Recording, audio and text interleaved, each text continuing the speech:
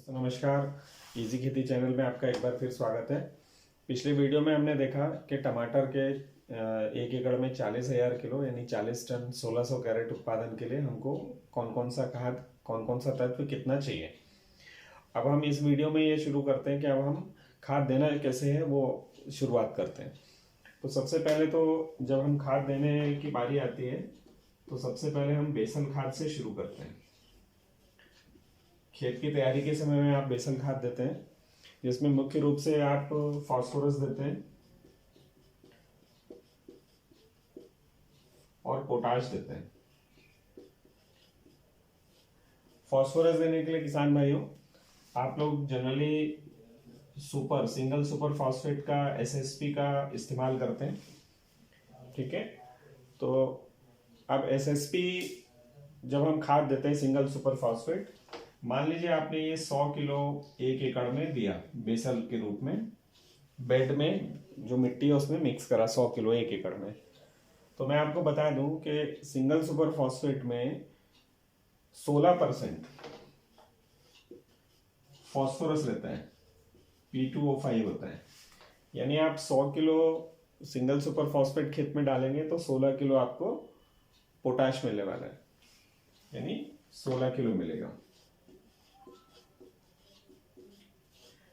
लेकिन मैं आपको ये भी बता दूं कि जितना भी आप बेसल डोज में कोई भी खाद डालते हैं, कोई भी एक जनरल रूल अपन मान के चलेंगे, उसका 40% ही इस्तेमाल होता है, 40% ही काम में आएगा। तो जो 16 किलो आपने खाद डाला है इसका 40% जो है यानी 6.4 किलो ये फास्फोरस आपको मिलने वाला है। 100 किलो आप डालेंगे तो मात्र लगभग 6.5 किलो आपको फास्फोरस मिलने वाला है। पिछले वीडियो में हमने बताया कि टमाटर की फसल को 40 टन के उत्पादन के लिए 20 किलो फास्फोरस की जरूरत होती है। तो आपने बेसल डोज के रूप में 6.4 किलो आप पहले दे चुके हैं। तो अब आपको फसल के बाद लगाने के बाद जो ड्रिप से आप खाद देंगे उसमें जो फास्फोरस की मात्रा बचती है वो आपको 13.6 किलो की मात्रा और देने की जरूरत है। इससे ज़्यादा आपको देने की आवश्यकता नहीं है। तो इस तरीके से आप क्या करेंगे, आपकी खाद की मात्रा को नियंत्रित कर सकते हैं, कम कर सकते हैं, जितना ज़रूरत है उतना दे सकते हैं। अभी क्यों ज़रूरी है, फास्फोरस जो है उसके जो आपके पास सोर्स है जो आप ड्रिप से देते हैं उसमें एक तो आप 1261-0 खाद का इस्तेमाल करते हैं, ये जिसके पास कुछ लोग फॉस्फोरिक एसिड इस्तेमाल करते हैं, फॉस्फोरिक एसिड, ये दोनों ही जो खाद हैं उनके जो रेट हैं वो 100 रुपये किलो प्लस से ऊपर है, यानी काफ़ी कॉस्टली खाद है।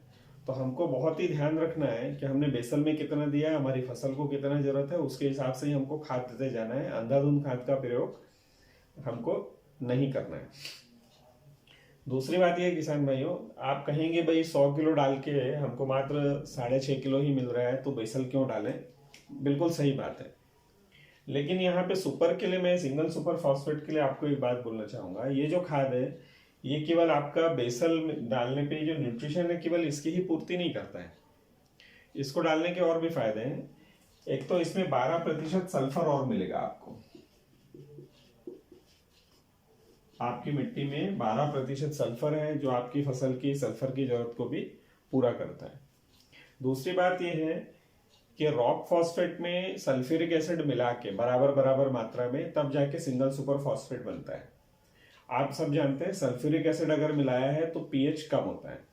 तो यदि आपके खेत की मिट्टी का पीएच ज़्यादा है तो उसको कम करने का काम भी सुपर फॉस्फेट करता है। तो यदि आपके खेत की मिट्टी का पीएच ज़्यादा है तो सिंगल सुपर फॉस्फेट आप बेसल खाद में जरूर डालिए। तो ये 3 काम कर रहे हैं, एक तो आपको फास्फोरस दे रहे हैं, सल्फर उपलब्ध करा रहे हैं और हमारा पीएच को भी डाउन कर रहे हैं। तो फसल के लिए ये बेहतर है।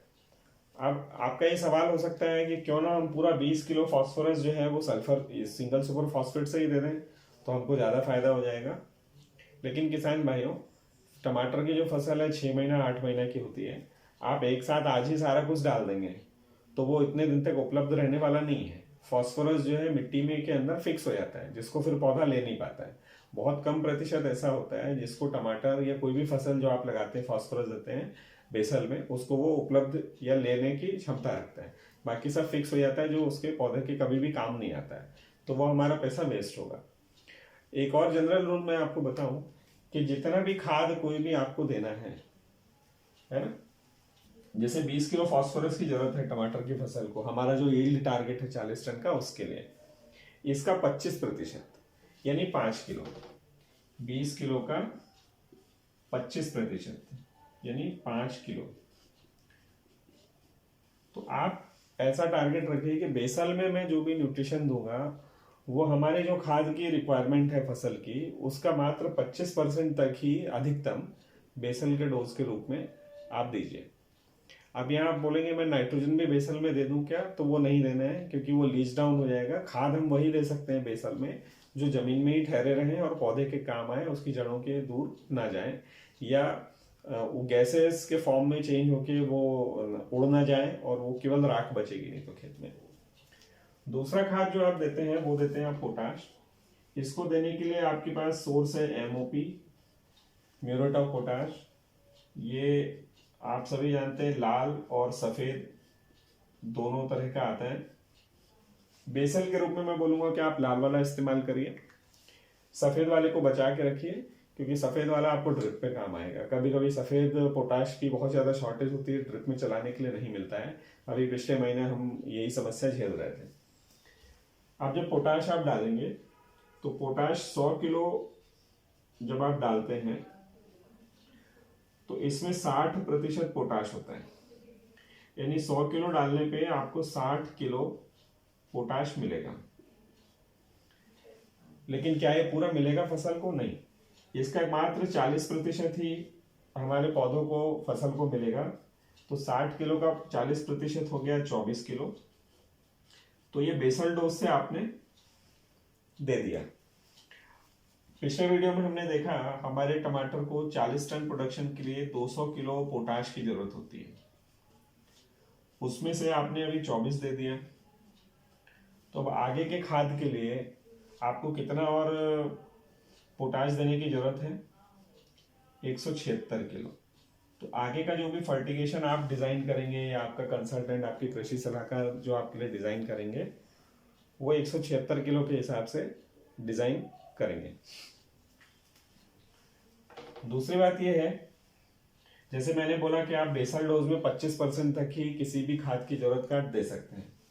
यहाँ हम देखेंगे, यहाँ हम 200 किलो हमारे को पोटाश की जरूरत है टमाटर की फसल को, तो हम 100 किलो देंगे तो 24 मिलेगा। अगर आप 200 किलो देंगे तो ये 50 किलो हो जाएगा। तो 50 किलो यानी 200 किलो का 25%। तो पोटाश कितना दे सकते हैं आप 40 टन के प्रोडक्शन के लिए? 200 किलो तक पोटाश आप बेसल डोज में दे सकते हैं। अब एक बात और यहाँ पे मैं आपको बताना चाहता हूं, ये जो पोटाश आपने दिया इसका मात्र 40% ही पौधों के काम में आया। लेकिन अगर यही पोटाश सफेद वाला आप ड्रिप से देते हैं तो लगभग 80% काम में आता है। तो आपका पैसा यहाँ वेस्ट हुआ, क्योंकि लाल और सफेद पोटाश के रेट में कोई फर्क नहीं है, ये दोनों एक ही रेट के आते हैं। तो मेरा ऐसा सुझाव है कि आप अगर पोटाश को बेसल में ना देके ड्रिप से देंगे तो ज़्यादा बेहतर काम करेगा, आपके पैसे भी बचेंगे और समय समय पे फसल की ज़रूरत के हिसाब से आप इसको दे सकते हैं। तो किसान भाइयों, इस तरीके से बेसल खाद जो आप देते हैं उसको कैसे मैनेज करना है आपके यील्ड के टारगेट के हिसाब से, वो मैंने आपको बताया कि इस खाद में कितना प्रतिशत होता है, कितना काम में आने वाला है। तो ये बातों को ध्यान में रख के आप इसको करें। किसान भाइयों, आपको खेती अगर अच्छे से करना है, आपके खर्चे बचाने हैं, उत्पादन को बढ़ाना है, तो आपको कॉपी पेन कैलकुलेटर का इस्तेमाल करना ही पड़ेगा, वो जरूरी है। और मैं मेरी कोशिश है आसान शब्दों में, आसान भाषा में आपको ये समझा रहा हूँ। फिर भी अगर कोई दिक्कत है आपको तो कमेंट्स में आप डाल दें, तो मैं उसका जवाब आपको उसमें दे दूंगा। धन्यवाद दोस्तों।